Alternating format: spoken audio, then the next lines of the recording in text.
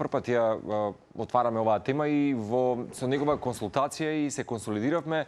Воислав ми вели дефинитивно ќе биде убава тема да се сподели за јавноста, иако се сеќавам дека исто така можеби на во инфоцентарот пред некоја година направи некаков мониторинг, многу по легитимно, транспарентно, како херој во нашите срца е Воислав Димитровски. Секој пат велам, некогашен и директор на јавното предпријатие Лајка, тој ден денес соработува токму со почитуваната Радмила, која што е нели денес онаа која што ги делегира токму обврските во јавното предпријатие, меѓутоа се уште се поврзани, а денес благодарение на Воислав и неговата практично платформа од група ентузијасти и неговата владина организација практично спроведуваат мониторинг за уличната популација на кучиња. Инаку само да те поздравам, срекни празници по свесту.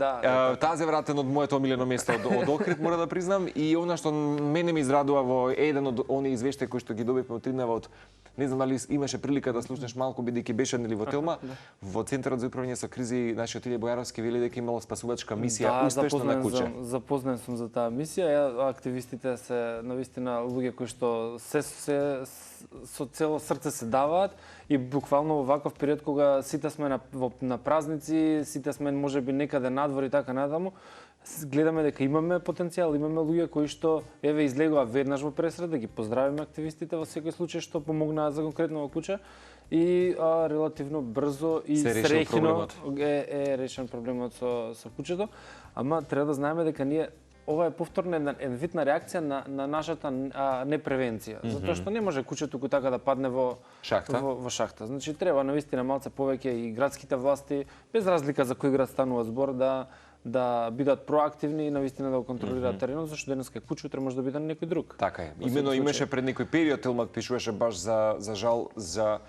отворени и крадење на нели практично капаците од шахтите. Мојата покојна баба сега имаше ситуација баш таква токму во близина на мостот Обединети нации, практично да има таков несреќен случај, така што добро е што го спомена, бидејќи за жал тоа е некако честа за жал прилика неприлика во нашата средина. Имено, добро е што го отвориме, во првпат го отвориме како транспарентна тема за многумина и покрај тоа што, да речеме, бездомните наши крвни пријателчиња се горлив проблем со кој што општините особено нели се соочуваат и мора да се справуваат секојдневно. Очигледна е потребата на нели итната системска односно системско решение. Имено кој што не знам дали ќе кажам дали се уште на повидок, еве благодарение на вас група ентузијасти, можеби и локално меѓутоа и национално ниво се спроведува некаква анализа и извештај. Не знам, само те прашам дали има некаков систем кој што конкретна земја знае да го преслика или ние да го превземе, да речеме како што се однесе од барем до овој извештај кој што ни го донесе и во студио. Значи, секоја земја, како што е за секој дел од легислативата, така и во ова треба да направи систем кој што највеќе одговара на нејзиниот проблем. И на нејзиниот менталитет, и капацитети и ресурси и така натаму. Сметам дека кај нас во Македонија навистина имаме потенцијал сериозен и луѓе кои што многу добре разбираат темата од ветеринарната фела, но сепак има и издвоени активисти кои што се доста развиени во оваа насока, кои што навистина заедно сите би можеле да направиме една убава, квалитетна стратегија, која што кога ќе ја предложиме на властите, без разлика дали се локални или на централно ниво, а според мене треба заедно и тие да влезат во целиот систем, заедно со институции да се развие едно стратешко решение кое што за релативно брз временски период ќе ја стави под контрола оваа популација. Ние навистина ентузијастички навлеговме пред 2 години и со Лајка и така натаму, мислам дека направивме еден голем исчекор напред, но за жал се уште резултатите не можеме да ги вкусиме, највеќе не заради тоа што се нема потенцијал и се нема желба и се нема енергија и така натаму, туку затоа што многу е по скромна поддршката од властите. Многу е скромна, навистина не го препознаваат како проблем тие кои што се, да речеме, најодговорни за решавање на овој проблем, додека, да речеме, треба да пофалиме и, да речеме, локални власти кои што веќе го препознаваат, делуваат и кои што навистина даваат надеж дека може нешто сериозно да се случи во брза иднина.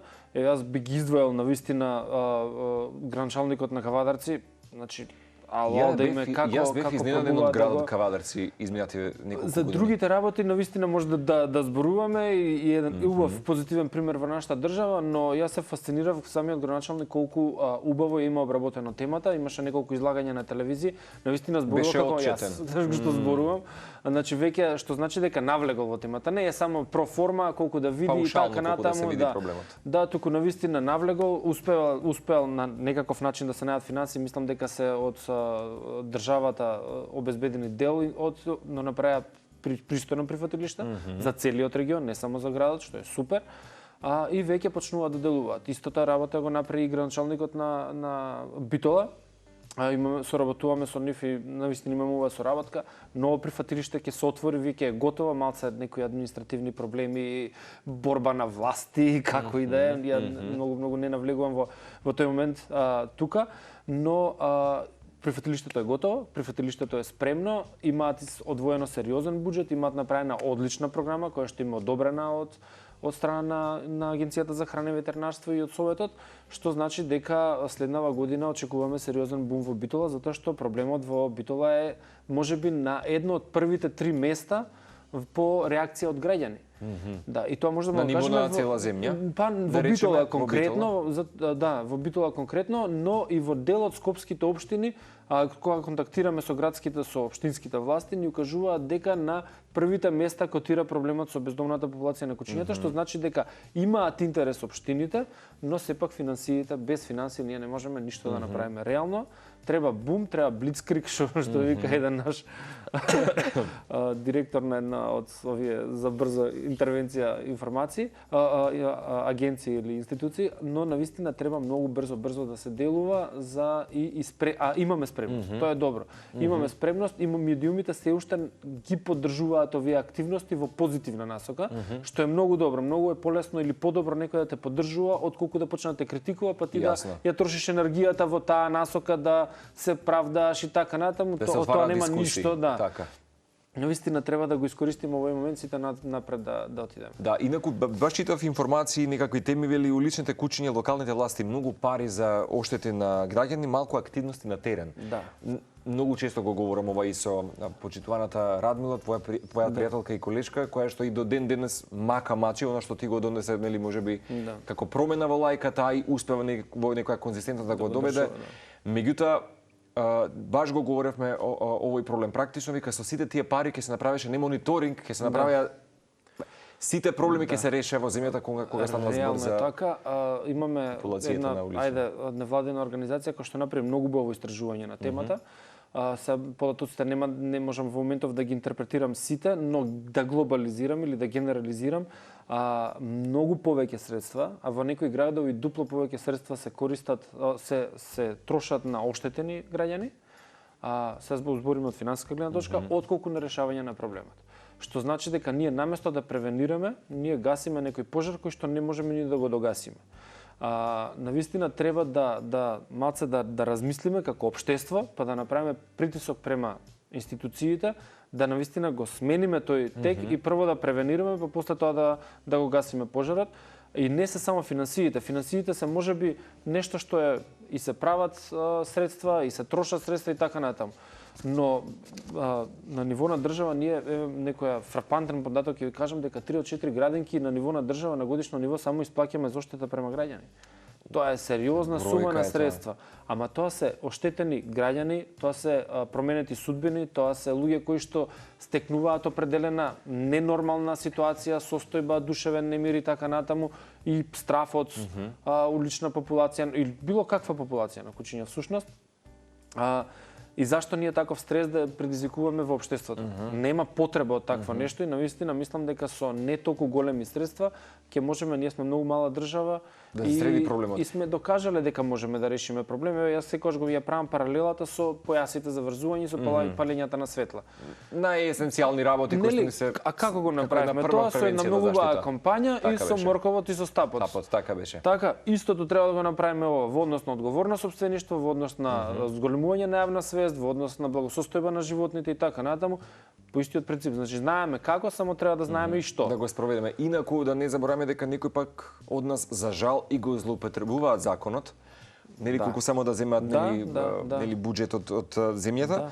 Меѓутоа, ова што ти го споменав, читајќи ги овие некои наслови, знам дека се сеќавам дека НВО инфоцентарот со некои партнерски организации спроведуваат некаков мониторинг за нели уличната популација на кучиња. И знам дека тие добија некаква поддршка од некакви си платформа од Шведска. Овој пат вие го спроведувате сосема сами, про боно што се вели. Да, ние го спроведуваме про боно, но не го спроведуваме сосема сами, го спроведуваме многу професионално. Имавме чест, прво оваа тема е многу малце обработена и многу малку луѓе ја перцепираат како таква мониторингот на кучињата и што значи мониторинг. Ние правиме мониторинг на уличната популација на кучињата. Во таа улична популација всушност се навлегуваме во темата полека.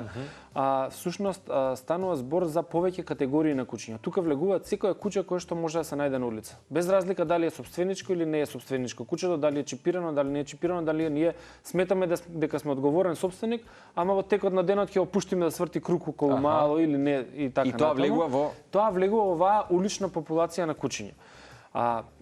Темата е многу важна заради тоа што без ваков тип на организација, без ваков тип на мониторинг, ние нема да можеме да го мапираме проблемот и да знаеме со што се соочуваме. Колкава е бројката на кучињата, колкав е процентот на третирани кучиња, колкав процент од нив се машки, женски, кастрирани, некастрирани и така натаму, или стерилизирани, нестерилизирани, и возрастната категорија. Па е многу интересно. Еве баш броевме пред почетокот 30 и нешто категории, параметри имаме во самиот мониторинг. И сега, например, почнуваме да гледаме прво кучињата, да речеме кои гледаме, прво треба да имаме обучен тим. Значи тимот секогаш треба да биде составен или од ветеринари или од луѓе ентузијасти, активисти и така натаму кои што навистина па ја познаваат темата. Не може секој да биде вклучен. Треба една сериозен тренинг. Ние на главниот тренинг сега сме trainers of trainers. Всушност неколку луѓе се обучивме преку една организација која што се вика ICAM, таа е меѓународна организација која што доаѓа под Обединети нации, под светската организација за заштита на животните всушност. Има развиен цел систем со софтверско решение и ние во моментов значи употребуваме 3 до 4 во зависност од тоа дали ќе направиме public survey или испитување на јавното мислење, различни компоненти, различни програми со кои што ние го работиме целиот овој процес. Значи прво правиме мапирање на терените. Тоа што значи? И правиме, ние го викаме by routes, односно рута која што ниеден од нас не ја познава. Има еден специјален програм или опција во My Maps на Google, каде што може самиот програм да ти исцрта определена патека во некоја определена регија. Така. Зашто? Затоа што ние по принцип јас го знам градот.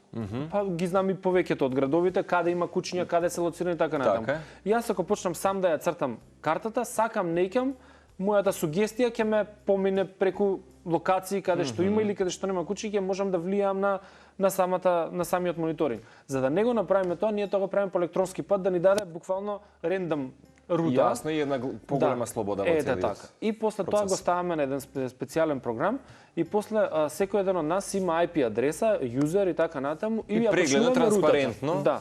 Знае Воислав дека е, да речеме, во толку и толку часот почнал и ја оди рутата. Обично одиме или со тротинет или со велосипед, некогаш со мал скутер, зависи од големината на рутата, по општина поминуваме 20 и нешто километри. Значи, по сите можни улици, по мали улички, големи улици, по патчиња, значи не детектираме само улици големи, туку детектираме и сокаци и така натаму. Некогаш ни е тешко, па ќе ни завршиме во двор, па го заобиколуваме дворот, па звониме дали ќе може да поминеме од другата страна дворот и така натаму. За да можеме да направиме буквално една многу транспарентно и нетаргетирано мапирање на определеното подрачје. Тоа го направивме во рамките на градот Скопје во сите 10 општини што влегуваат под град Скопје, а во некои општини како што општина Аеродром и 3 пати го направивме, чисто за да видиме како оди следливоста на овој мониторинг. Имаме многу интересни резултати. Имаме резултати од општина Центар, може да кажеме, каде што сме се посветиле максимално и која што е доста мала и сакаш не ќе споминуваш низ неа во текот на денот. Таму имаме 88% од уличната популација третирана, што е одличен параметар, одличен параметар. Но ви увидовме дека шуторизери сме околу 8-9%. Што значи дека е многу мал процентот. Кога го видовме тоа, веднаш почнавме да постапуваме во шуторизери. И шуторизери сега, зашто многу е важно мониторингот, значи кога ќе добиете целата слика, еве јас тука имам донесено податок за сите 10 општини во рамките на градот Скопје и гледам дека градот Скопје на пример е околу 50% третирани кучиња. Што е задоволителна бројка. Само половина да речеме од па околу купната 50%, ама еве центар сме 80%, ама што резерви сме под 10%, 7-8%. Работата е што не е толку важно ние еднократно кога ќе го направиме ова и кога ќе ги видиме податоците. Тие податоци не се некаква смерница. Многу е важно на 4 до 6 месеци Ќе те прашав колку да се повторува. Затоа што така всушност ова е жив организам. Значи треба постојано да се ревидира, да се менува. Ова е жив организам.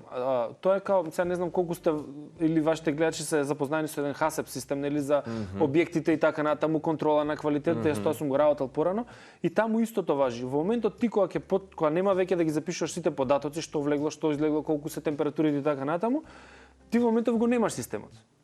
Значи во тој момент го немаш систем. Исто и ова значи. Значи мора да е жив организам, мора да се одржува, мора на 4 до 6 месеци во долг временски период да се повторуваат. И затоа овие мапи веќе нас не се учитани во една централна база на информации и ние всушност од тука натаму треба на 6 месеци максимум да ги повторуваме, да се оди повтор на терен, да се поминат истите локации и на еднаков начин да се гледаат по сите овие параметри, за да видиме всушност што правиме ние со одличната популација на кучињата. Ја подобруваме состојбата или не? Ако ја подобруваме, тоа значи да сме во правилна насока. Ако не ја подобруваме, тоа значи дека треба нешто да смениме во односот.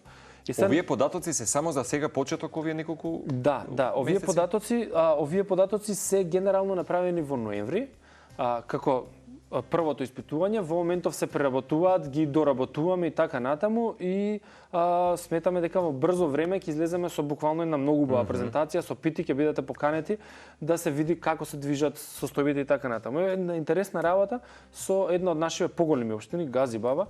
Газибаба имаме третирано поголем број на кучиња од тоа кои што ако Газибаба би била во едно стаклено звоно, добро, би требало да третираме. Тоа значи дека ние за последните 2 години сме ги третирале сите кучиња и повеќе од кучињата кои што се таму. А Газибаба за жал пак сме околу 50%. Тоа значи дека кучињата, приливот на кучиња на улица е се поголем. Е огромен.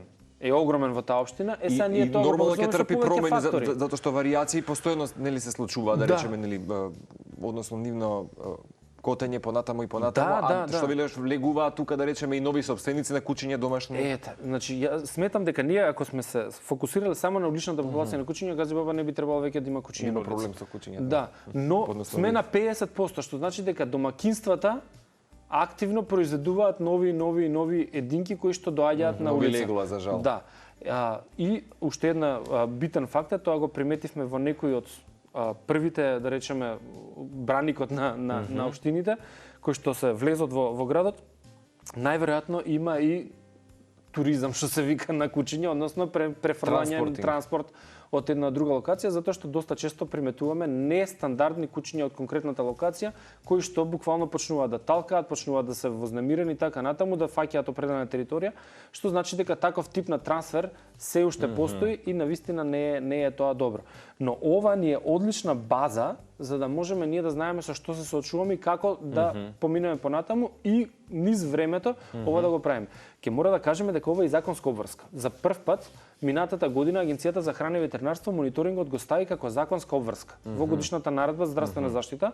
Многу малце од општините тоа го почитуваат, за жал, и сметам дека еве преку вашата емисија и преку дополнителна активност на активистите, на организацијата и така натаму, малце да влеземе во главите на општинските власти дека ова е навистина потребно, не е скапо нешто и е одлична основа за да знае општината врз основа на што треба да определи буџет за решавање на проблемот. Што ако имаш да речеме 30% како една од општиниве што ги имаме мапирано, 30% третирани кучиња, а имаш околу 1000 и нешто кучиња, ти за следната година треба да мапираш 75% таа популација на кучиња. Тоа значи дека треба да, ако е просекот X, да речеме, ти треба да одвоиш толку и толку средства. И веќе кога правиш програмата, кога ќе го правиш буџетот, кога ќе излезеш пред граѓаните, ќе кажеш јас оваа стратегија со оваа имам основа зашто ги давам оваа сума, ја сум ја обезбедил за конкретната активност. Толку ми одат на оштети на граѓани, толку ова, за да знам да има лице, општината кој ги каже колкава сума определува за нешто и да знае врз основа на што го определува, затоа што сега имаме општина ќе пушти 5000 евра и она рече јас имам Го заврши програма. проблемот. Јас имам програма. Која е програма? Имено. Да. Ги спомена Кавадарци и Битола кои што дадоа добар отчет на мониторингот и генерално ви се како некако сојузници. Која општина е можеби најкритична? Ве спомена можеби Газибаба или што Ризари, не знам, меѓутоа Не, скопските општини благодарение на лајка проблемот полека се решава, иако кај нас е па населението најбудно и најсвесно и многу брзо реагира, а мора да кажеме дека малци и правниот систем веќе си ги прави линковите во однос на оштетите и тоа сериозно се осеќа во градот Скопје. Јас зборував со мои колеги од соседна Србија за истиот проблем. Вика, вие сте уште стрекни затоа што само главниот град е тој кој што реагира на конкретен начин, што е според мене организирана престапност, буквално за таков тип на организација за земање на оштети, но да речеме Србија се 10-кратно повеќе. И вика тоа кога ќе влезе по помалите места, тоа веќе е една снежна топка која што никој не може да ја застане. И затоа е сега моментот да се свестат нашите градски власти, а мислам дека државни власти, да обезбедат средства и да им дадат помош на општините, затоа што општините мора да кажеме дека голем дел се со блокирани сметки. Овој проблем може би име на 10-то место затоа што имаат многу погорливи и приоритетни проблеми и така натаму. И мислам дека од централниот буџет треба да се определат средства за конкретната намена и мислам дека државните власти би требало да имаат сенс за овој момент затоа што многу средства одат така. Имено. Сакам да те прашам, од прилика кажа некој од овие параметри, меѓутоа што се вклучува генерално мониторингот, чисто да им даде транспарентност. Би сакал да им кажам. Да ги видиме, ќе ги видиме по категории. Значи прво имаме самиот систем го дава податокот денот и времето кога се прави мониторингот. Мора да кажеме дека мониторингот е многу захтевен, покрај тоа што треба да е професионалец тој што го прави, треба да стане многу рано са бајле. Значи ние мониторингот го правиме околу 5 часот са бајле. Да, затоа што Тоа е сериозен час. Да, затоа што во тој момент кучињата веќе се излезени на јавната површина, а луѓето се уште се подготвуваат дома или уште спијат, што значи дека тие слободно талкаат и бараат храна и така натаму и во тој момент се највидливи. И затоа мониторингот се почнува околу 5:15 са бајле и се завршува негде до околу 7 часот, 7 и нешто, кога би требало да заврши, затоа што после почнуваат луѓето да се активираат и кучињата влегуваат по нивните засолништа, секој во својата безбедна локација. Значи гледаме дали се машко, дали е женско, дали е кастрирано или стерилизирано машкото или женското. Дали можеби е мајка со мали кутренца, па ја детектираме како таков и колкаво е бројот на леглото. Односно колку мали кучиња има, или може некогаш, например, кога има рунтово куче или премногу далеко, или можеби ќе видиме дека може има агресија кај кучето, не се приближуваме и во таков случај забележуваме дека кучето е со непозната нели полова структура и така натаму, па ќе си го мапираме како таква. После тоа имаме втората категорија, ова е општите податоци и во секој случај го има податокот кој го прави испитувањето. А потоа имаме податоци за кондицијата на телото. Така. Да, дали е слабост, ухрането, неухрането и така натаму. А потоа имаме податоци за чекај, продолжуваме за body condition, па после тоа идеме за податоци за кожата, дали е видливо здраво, дали има кожни проблеми, нема кожни проблеми и така натаму, знак за собствеништво. Значи постојана здравствена состојба. Да, ја скелидаме здравствената состојба, потоа гледаме дали кучето нас не личи на собственичко или не, дали има огрлица, дали нема, со тоа гледаме процентот на кучиња кои што се на улица, а кои што имаат официјално знаци дека некој ги чува. И видовме во рамките на неколкуте градови кои што се, можам да ги сумираме, околу 20% од кучињата кои што се на улица, а според мене и многу поголем број, ние ги детектиравме во овоа бројање само ние кои што имаат поводници. Значи 20% имаат поводници, а се пуштени на улица. Но сепак кога ќе одиш, искусните луѓе може да видат дали кучето е реално домашно, затоа што седи пред вратата, и како му ја отвориш, он ќе си влезе дома. Така е. Значи, и тој момент мислам дека во следните броења ќе го модернизираме самото броење, за да мислам дека овој процент во секој случај ќе се зголеми. И гледаме на крај процент на стерилизирани, гледаме што е многу важно, густина на кучиња. И сега, например, пред неколку години правевме многу интересно, Кичево, например, има огромна густина на кучиња, има стварно многу голем број на кучиња. но гостината е исто многу важна, затоа што имаме уште еден програм кој што ни ги гледа должината на улиците по километри во определената општина. Јасно, И ние така гледаме всушност која е некоја заокружена бројка на куќиња, што значи дека користиме повеќе паралелни системи за да можеме да ги сумираме податоците и да направиме една буквално слика на мониторингот. Многу е важно после податоците од мониторингот кој што ќе ги добиеме да и направиме и финансиска конструкција како да се реши проблемот и тоа го предлагаме исто до општините што е многу важна компонента. Само да прашам, толку сме со времето, а знаев дека ќе биде недостаток, само кога можеме следен пак да се видиме кога ќе имате транспарентно со мапета? Во некои 15 на 20 дена ќе отвориме односно сето ова ќе биде направено многу потранспарентно и ќе се отвориме према јавноста и ќе ве поканиме да или може ќе дојдеме тука да го промовираме како настан, а ќе гледаме во многу брзо време да го направиме повторувањето и да видиме до каде сме всушност со мониторингот. Со решавањето на проблемот. Ми беше многу драго да отвориме оваа тема. Да. Искрено ми беше драго и ти благодарам за извештајот. Баш мило што ме поканивте. Необработена тема, а тема која што е основа за да дадеме една четиршата на тортата да ја ставиме буквално Именно, крајот. баш светлина на крајот од тунелот. Ми е драго што ова е законска обврска меѓу другото и некако се спроведе благодарение на тебе и група ентузијасти обучени, така што скоро се гледаме со тебе Воислав. Ова беше уште една утринска тема во Телма телевизија. Продолжуваме со нашите ЕПП пријатели.